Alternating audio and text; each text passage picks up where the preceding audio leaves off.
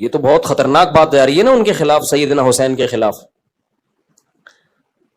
میں یزید جیسے کروڑوں اربوں حکمرانوں کو سیدنا حسین کی خاک کیا بلکہ سیدنا حسین کے ساتھ جو کربلا میں اہل بیت تھے، بچے تھے، خواتین تھیں جو ان کے رشتہ دار تھے، ان میں سے کسی کی خاک کے برابر بھی کروڑوں یزیدوں کو قربان کر دوں.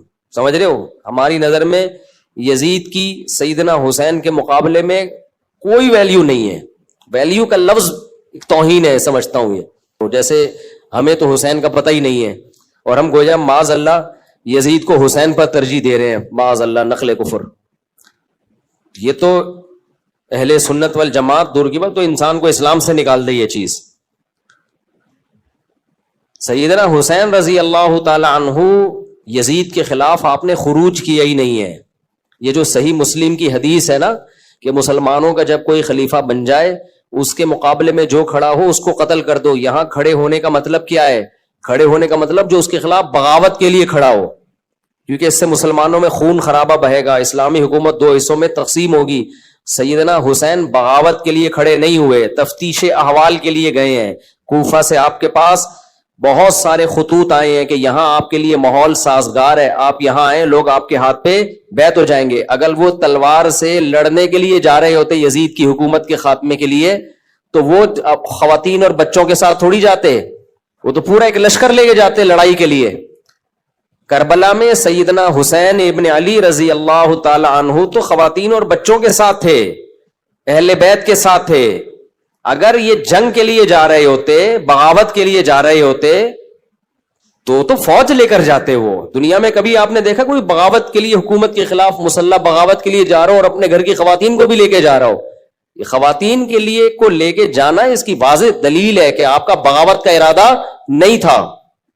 تو اس لیے میری وہ جو میں نے حدیث بیان کی ہے، جو میں نے خود نہیں، پیغمبر کی، آپ گوگل پہ سرچ کر لو یہ حدیث، کائنم منکان کے الفاظ لکھ لو عربی میں، یہ حدیث آ جائے گی آپ کے سامنے کہ مسلمانوں کا جب کوئی خلیفہ بن جائے تو اس کے مقابلے میں جو بھی کھڑا ہوگا اس کو قتل کر دیا جائے گا. تو کھڑے ہونے کا مطلب کیا ہے؟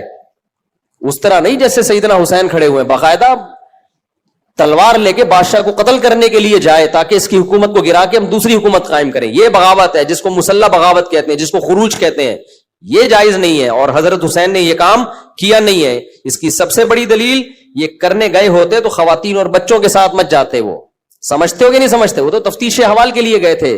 تبھی تو ہم کہتے ہیں سیدنا حسین کا قتل انتہائی مظلومانہ ہے، کیونکہ آپ بغاوت کے لیے نہیں آئے، پھر بھی آپ کے ساتھ سلوک وہ کیا گیا جو باغیوں کے ساتھ کیا جاتا ہے. اس سے تو حضرت حسین کو ہم فیور دے رہے ہیں. دیکھو ایک آدمی حکومت کے خلاف جاتا ہے بغاوت کے لیے نہیں، اپنے مطالبات منوانے کے لیے، گورنمنٹ اس کو قتل کر دیتی ہے، تو ہم گورنمنٹ کو فیور کریں گے یا اس مظلوم کو فیور کریں گے؟ مظلوم کو فیور کریں گے. بھائی ایک شخص آپ کی مطالبہ کرنے کا تو حق ہے نا. کلمۃ حق عند السلطان الجائر، حدیث میں آتا ہے سب سے افضل جہاد یہ ہے ظالم بادشاہ کے سامنے حق بات کہنا. حق بات کہنا سب سے افضل جہاد ہے. حق بات کہنا الگ چیز ہے، بادشاہ کے خلاف تلوار اٹھا کے اس کو قتل کرنے کی کوشش کر کے دوسرا امیر بنانا جبکہ وہ بادشاہ بن چکا ہو، یہ الگ چیز ہے. شریعت میں دوسرا عمل ناجائز ہے، پہلا امر صرف جائز نہیں بلکہ لازم ہے. سمجھتے ہو کہ نہیں سمجھتے؟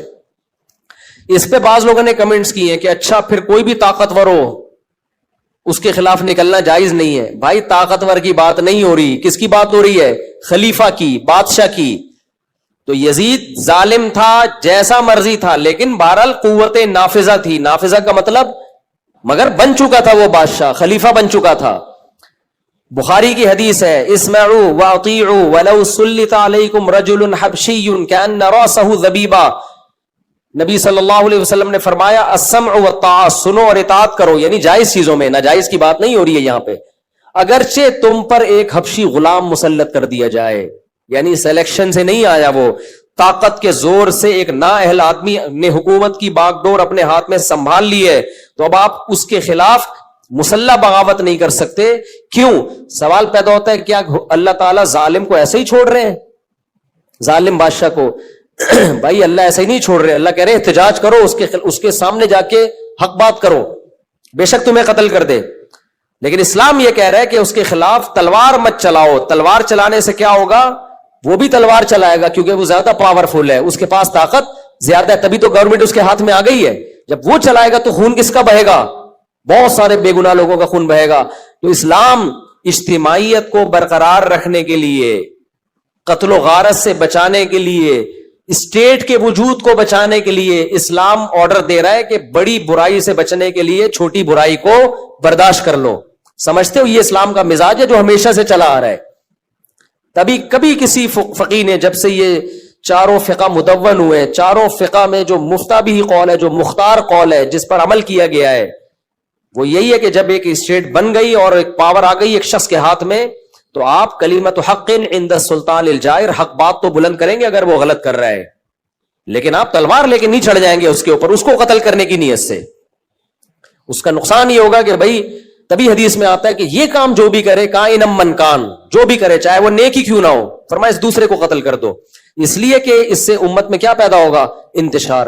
جیسے عبد الرحمن اشعث نے کیا تھا, بہت بڑے آدمی تھے وہ, حجاج بن یوسف ظالم تھا, انہوں نے مسلح بغاوت کی اس کے خلاف, تو نتیجہ حجاج کو تو نقصان نہیں ہوا, حجاج پاورفل تھا, اسلامی اسٹیٹ کی ایسی کی تیسی ہو گئی. ہزاروں تابعین, صحابہ اور بڑے بڑے بزرگوں کو حجاج نے قتل کر دیا.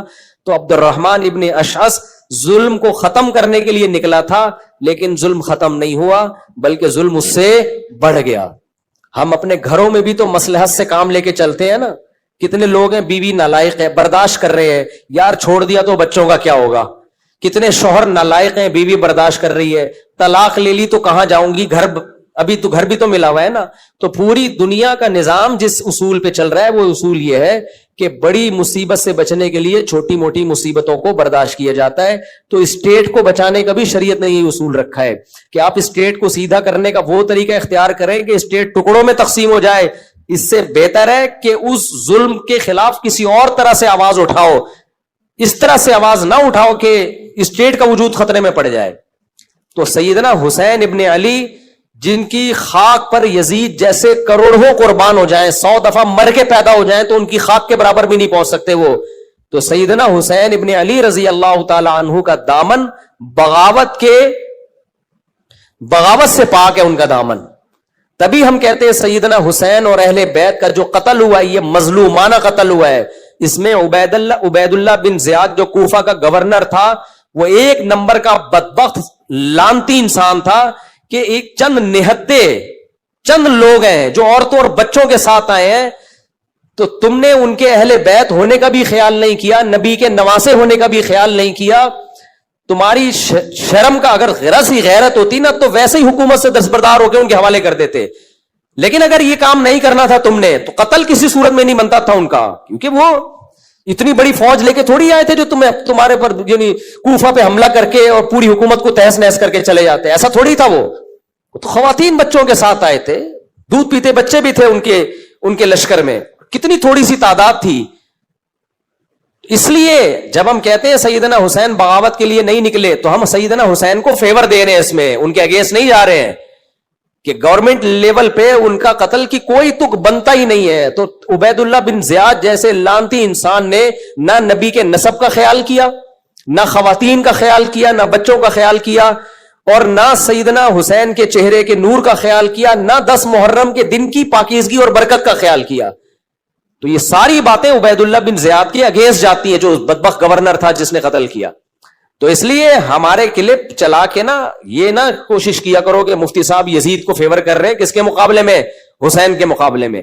تو ہم یزید جیسے عرب حسین کی خاک پہ قربان کرنے کے لیے تیار ہے, اور ہمارے دل میں اہل بیت کا احترام. ہم دعوے نہیں کرتے کہ بہت ہم پہنچے ہوئے ہیں, لیکن جو آپ ہم کو سمجھتے ہو نا ایسا نہیں ہے جو آپ ہمارے اوپر الزامات لگا رہے ہو. اور آج کل باتیں بہت ہیں, باتیں کرنے والے مارکیٹ میں, دعوے کرنے والے بہت ہیں, قربانیاں دینے والے کم ہیں. تو یہ تو وقت بتاتا ہے کہ کون حسینی ہے اور کون یزیدی ہے, یہ تو ٹائم بتاتا ہے. تو باتیں کرنے پہ تقریریں آپ کروا لو, بہت کچھ مارکیٹ میں تقریریں چل رہی ہیں. تو پہلی بات تو یہ کلیریفیکیشن کرنی ہے میں نے کہ میرا کلپ چلا کے لوگ کہہ رہے ہیں مفتی صاحب یزید کو فیور کر رہے ہیں. سیدنا حسین کا جب مقابلہ آئے گا تو ہم یزید کو ہم نے قبر میں جانا ہے, اللہ کو منہ دکھانا ہے. ہم پاگل تھوڑی ہیں یزید کو یا اس بدبخت کو فیور کریں گے عبید اللہ بن زیاد کو. تو نبی کی حدیث باغی سے متعلق ہے کہ جو اس کے خلاف کھڑے اس کو قتل کر دو. یہ حدیث باغی سے متعلق ہے اور سیدنا حسین باغیوں میں آپ کا شمار